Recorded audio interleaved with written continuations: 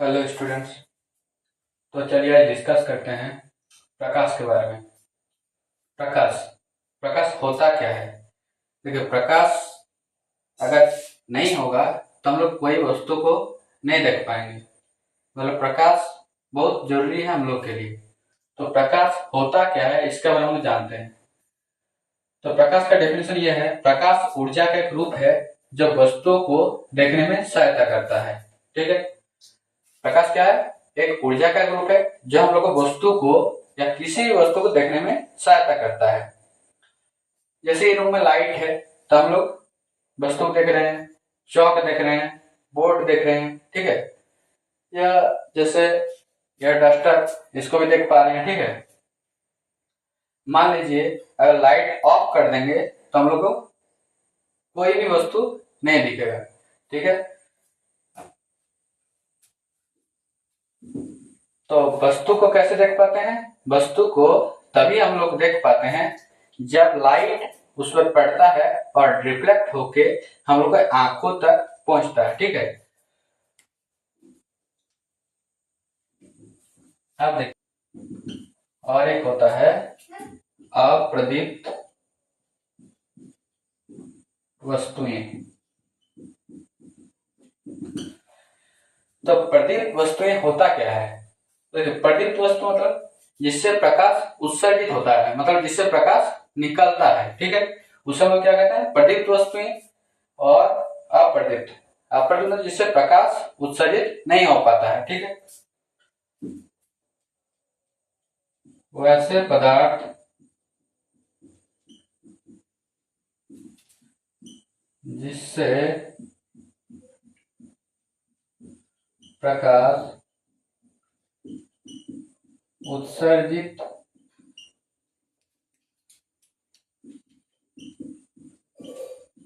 उत्सर्जित होता है उसे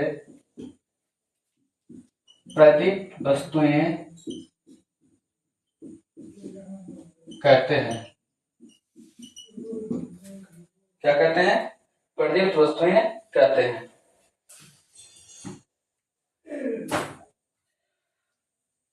तो यहाँ पर हम लोग देखेंगे, जैसे एज पर एग्जाम्पल लेते हैं, क्या क्या हो सकता है जिससे प्रकाश निकलता हो? जैसे सूरज होगा, ठीक, तारा होगा, सूरज, तारा, और क्या ले सकते हैं? विद्युत बल्ब, विद्युत बल्ब, फिर जलती हुई मोमबत्तियां,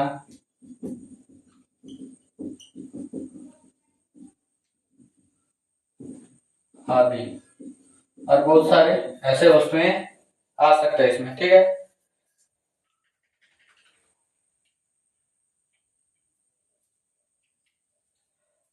अब आते हैं हम लोग अप्रदीप्त में। तो देखिए, अप्रदीप्त वस्तुएं होता क्या है, ध्यान दीजिएगा। अप्रदीप्त वस्तुएं वैसे पदार्थ या वैसे वस्तुएं, पदार्थ या वस्तुएं लिख सकते हैं जिनसे होकर या जिससे होकर जिससे प्रकाश उत्सर्जित न हो उसे अप्रदीप्त वस्तुएं कहते हैं। एज फॉर एग्जाम्पल क्या होगा?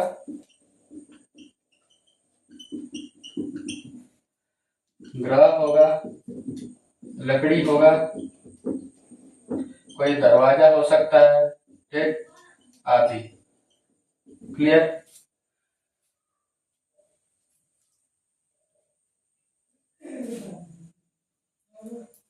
सामने आ गया होगा।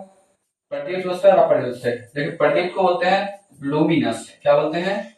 लूमिनस। और अप्रदीप्त को बोला जाता है non luminous. Non luminous clear हो गया। तो प्रदीप्त वस्तु होता क्या है, जिससे प्रकाश उत्सर्जित होता हो, प्रदीप्त वस्तु है। और अप्रदीप्त जिससे प्रकाश उत्सर्जित ना हो, अप्रदीप्त वस्तु है।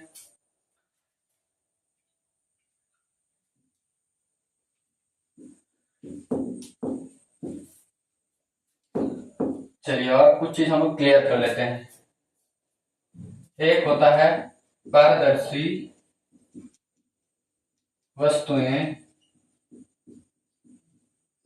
एक होता है अपारदर्शी वस्तुएं, और एक होता है पारभासी वस्तुएं।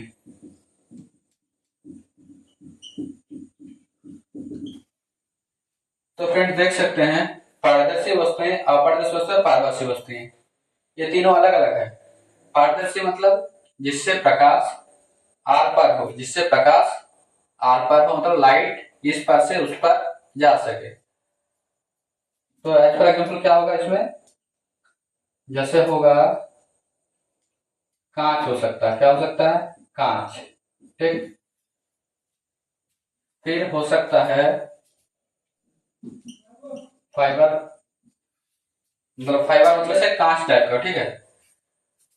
फिर हो सकता है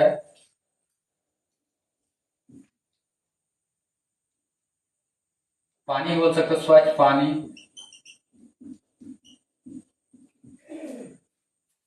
अपारदर्शी वस्तु में क्या हो सकता है, जिससे प्रकाश आर पार ना हो, मतलब दीवार, ठीक है। जैसे लाइट दीवार को मारते हैं तो लाइट उस पर नहीं जाएगा, ठीक है। जैसे हो सकता है ईंट मार लेते हैं, ठीक। और हो सकता है पत्थर, ये सब आ सकता है। और पारभासी मतलब जैसे हो गया तेल से भींगा हुआ कागज। ये जो एग्जाम्पल बताए, तो इन एग्जाम्पल से हम क्लियर करते थे। देखिए पारदर्शी वस्तु मतलब प्रकाश पूरी तरह से एकदम पार कर जाए, लाइट आर पार हो जाए, ठीक। और अपारदर्शी में क्या होगा, लाइट इस पार से उस पार नहीं जा पाएगा, ठीक है। अपारदर्शी वस्तु है। पारभासी मतलब जैसे अगर भिंगा देंगे कागज को तेल से तो लाइट को हल्का हल्का पार होगा, ठीक है। तो ये होगा पारभासी वस्तु, क्लियर है। अब हम लोग आगे बढ़ते हैं, ठीक।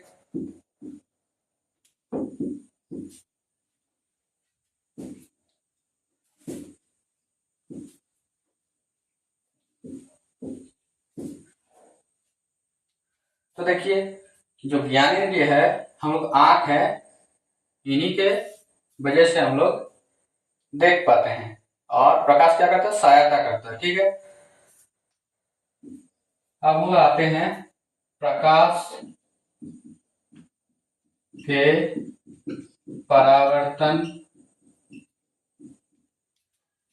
के नियम के बारे में जान लेते हैं। नियम,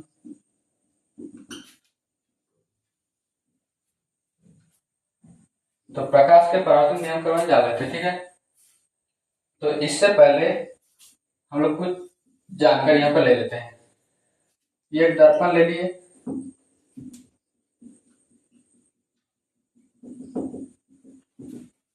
ये क्या लिए, मिरर।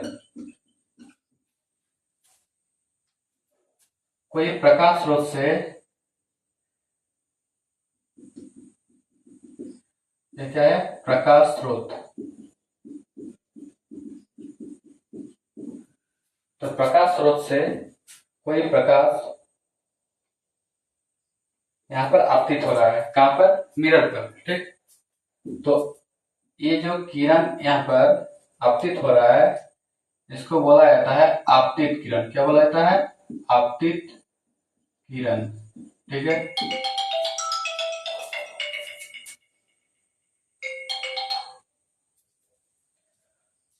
आपतित किरण,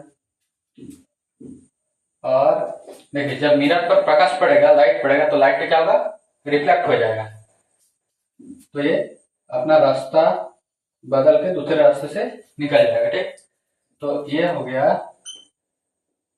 आपतित किरण, ये हुआ, और इसको बोला जाता है परावर्तित किरण, परावर्तित किरण। ठीक है, और नेक्स्ट एक चीज है, यहाँ पर एक परपेंडिकुलर लाइन है, इसको हम डॉटेड लाइन से दर्शा रहे हैं।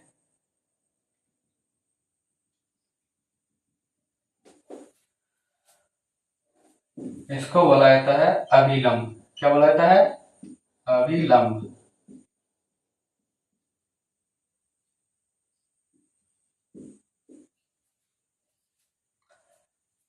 तो क्या क्या बताए यहाँ पर, जो प्रकाश स्रोत से प्रकाश निकलते हुए दर्पण पर आपतित हो रहा है उसे बोलते हैं आपतित किरण, और जो दर्पण पर आपतित होने के बाद दूसरे रास्ते से निकल जाता है उसे हम बोलते हैं परावर्तित किरण। ठीक, और एक जो परपेंडिकुलर लाइन है उसको बोला जाता है अभिलंब। ठीक है, और ये जो पॉइंट दिख रहे हैं जहाँ पर तीनों एक ही जगह पर मिल रहा है, इसको बोला जाता है आपतन बिंदु। क्या बोला जाता है, आपतन बिंदु।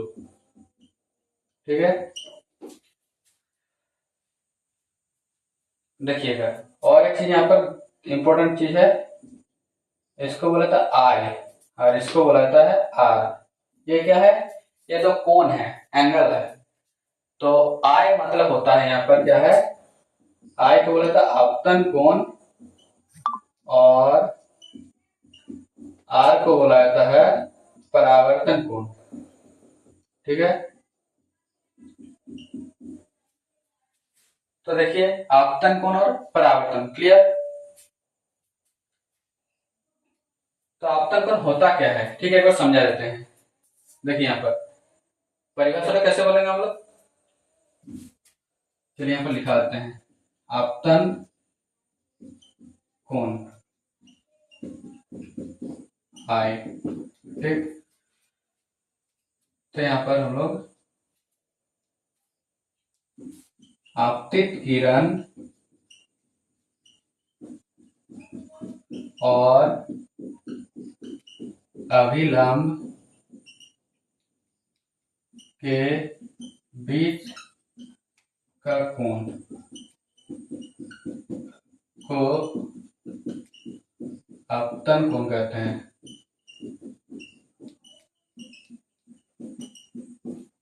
ठीक है, और एक है परावर्तन कोण।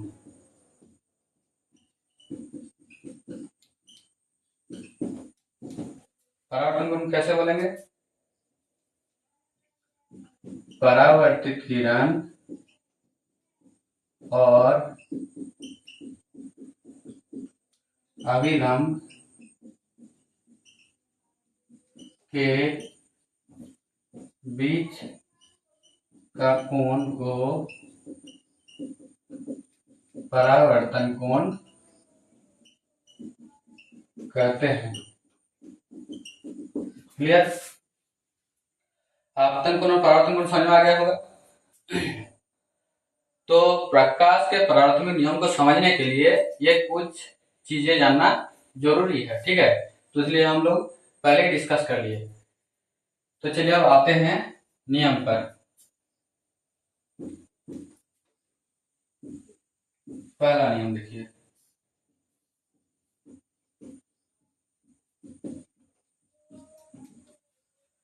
तो पहला नियम क्या कहता है, आपतित किरण, परावर्तित किरण तथा आपतन बिंदु पर क्या डाला जा रहा है, अभिलंब। ठीक है, तो कैसे बोलेंगे हम लोग, आपतित किरण, परावर्तित किरण तथा आपतन बिंदु पर डाला गया अभिलंब तीनों क्या है, एक ही तल पे स्थित है। ठीक, क्या रहता है बोलेंगे, जब लिखते हैं ध्यान दीजिएगा, आपतित किरण, परावर्तित किरण तथा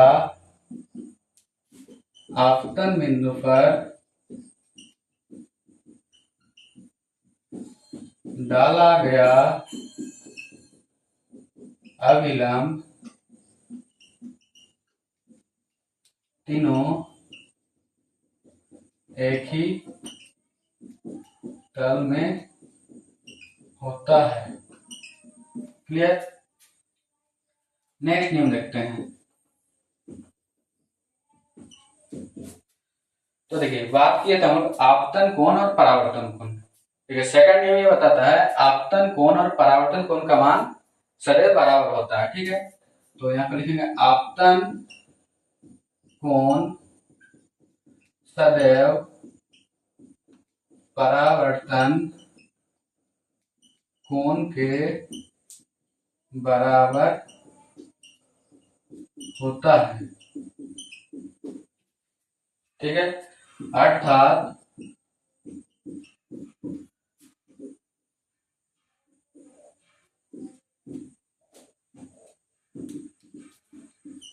I इक्वल टू R। तो ये था प्रकाश के परावर्तन का नियम। ठीक है, चलिए थैंक यू, हम मिलते हैं नेक्स्ट वीडियो में।